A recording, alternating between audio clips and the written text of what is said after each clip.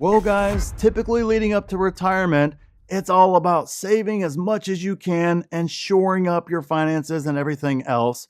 But let's talk about some of the things that you should actually be buying before you retire to aid in that retirement and set yourself up for success long term. I know it's a little bit different here. We're usually talking about saving and other strategies in order to maximize that retirement. But there are some things that I do think are worth spending the money ahead of retirement for a variety of reasons we'll get into here to definitely lower the stress in retirement and increase the quality in retirement more importantly. So number one, a retirement plan. All right, I know that didn't make a lot of sense. Obviously, you don't want to wait till right before retire to buy a retirement plan per se. What I mean by this is go ahead and have it checked by a professional, especially for US citizens right here, because there's so many nuances in it with Medicare, with Social Security.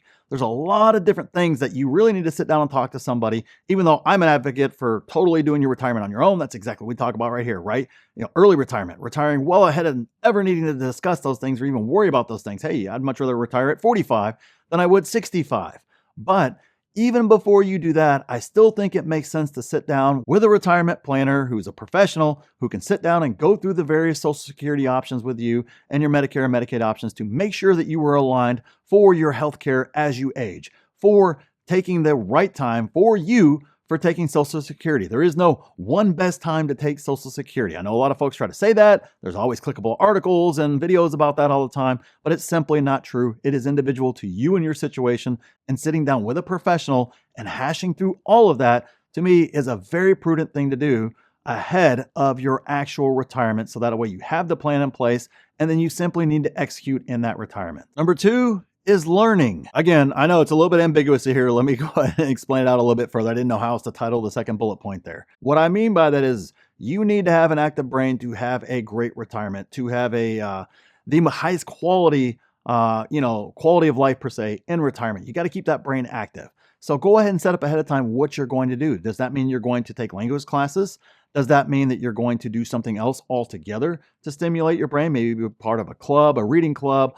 Maybe you want to start writing altogether. Whatever the case is, whatever you're planning on doing, go ahead and set up the structure in place right now. So that way, when you retire, you're able to just smoothly slide right into, or you're already doing those things to keep your brain active in that retirement. Otherwise, we all do it, right? You kind of get a little bit lazy. Oh, I'm going to veg out on TV for a few weeks. And before you know it, a few weeks turns into a few months, maybe turns into a few years. And, before you know it, that's just not even something you really feel like doing anymore. As opposed to before you retired, you were highly motivated to take that next step. So don't fall into that trap. Go ahead and set it up ahead of time so that way it's right there for you right whenever you retire and you can smoothly transition into it. That could also be setting yourself up with a new skill, a new hobby, whatever the case is. Go ahead and set that all up ahead of time. Number three, what is needed for your next act? All right, hopefully here on this channel, we've done a great job of busting the myth that you're not going to simply just retire and sit on the beach and sip Mai Tais and never do anything again except for that. Like you're just going to wake up, you're going to do that all day long and then go, I guess to bed. Whatever the case is.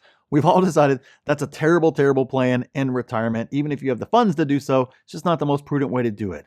So go ahead of time and set up what is that next act in life. Maybe it's start a YouTube channel. Well, go ahead and buy some of the equipment. Go ahead and set up a studio. Some of those other things that you're needed, a nice computer, whatever all is needed to do it while you're still working, because you really don't know the cost of a lot of those sorts of things. And what you don't want to do is you don't want to be retired, be on somewhat of a fixed income there with no real ability to earn a lot more, and then have, you think it's going to cost you $2,000 and instead it costs you $4,000, $5,000, $20,000, whatever the case is. You want to be prepared for that ahead of time, and you can absorb that blow a little bit easier. Maybe you just work an extra month or two to cover the cost of whatever the heck is needed for that next act in life. I've seen it repeatedly where folks, they have an idea of what they want to do when they retire. They go on over here to it, and then they never actually go into that second act because they're like, oh, it's a little too expensive. Like I thought it was going to cost a little bit, man, but instead it's going to cost me six figures to get that new venture going. And I just really don't want to spend that money on that.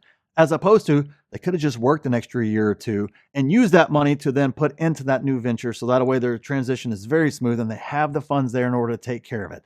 That is something I absolutely think you should set up ahead of time. Then that way you don't have to worry. If you need to work extra, great. Maybe you don't. That works out too. But at least if you're analyzing and going ahead and executing ahead of retirement, you know that you have the funds there, or you're able to make up those funds in retirement. Number four, health accessories. And look, you got to take care of yourself whenever you're out there, post retirement, right?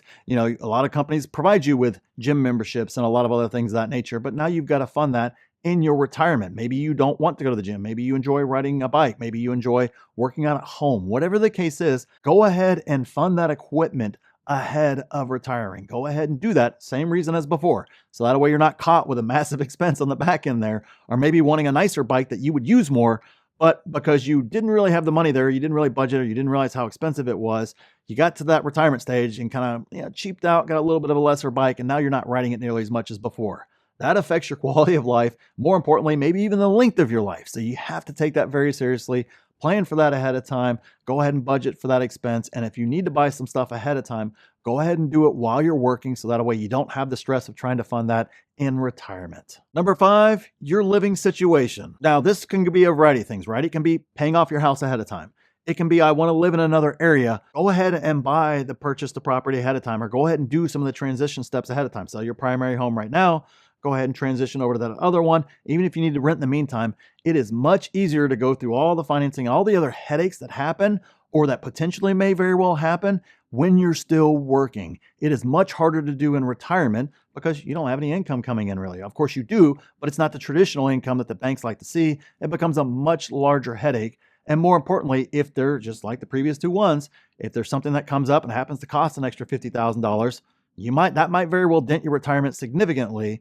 Or you could just simply work an extra 6 months or an extra year, or whatever the case is, depending upon how much money you make, in order to fill in that gap and allow you to have the property that you want, or the living situation that you want long term. Maybe it's even buy a property overseas. I've seen that one before too. A lot of folks get to that stage and then realize it's a little bit different than they thought it was because they didn't start researching it until they retired. And of course, that right there can be a massive mistake as well. Go ahead and get that living situation situated ahead of time, because that's not the stress you want to have when you retire. You want to move on and do those other things. And number 6, give yourself a reward. You've worked all that time. You've done all the right steps.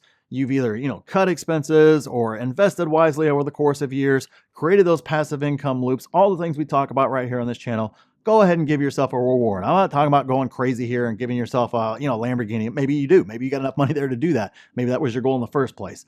But go ahead and give yourself that reward, and go ahead and do it before you retire. Again, for the same reason as before, to make sure you can comfortably retire.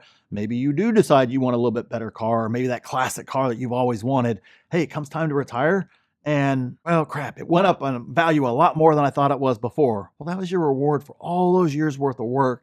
And I've seen older folks in the past go, yeah, but the values really went up on the vehicle. And of course, hindsight, 20 years after they've been retired, they wish they would have bought that car, because now it's, tripled in value since then.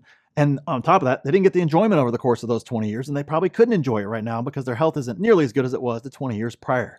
Don't make that mistake. Again, don't go crazy with it. Maybe your reward is just simply, a nice pair of shoes. Whatever the case is, it doesn't matter. Go ahead and reward yourself for all that hard work before you get ready to retire. And if you want a complete system to retire, step by step, with everything to retire in as little as $300,000 and as quickly as 1 year, make sure you check out the pinned comment for the blacklist, where we have all that laid out for you. We have experts there to help you out with any questions you have. Check it out. It's the pinned comment. So thanks for watching, and we'll see you in the next video.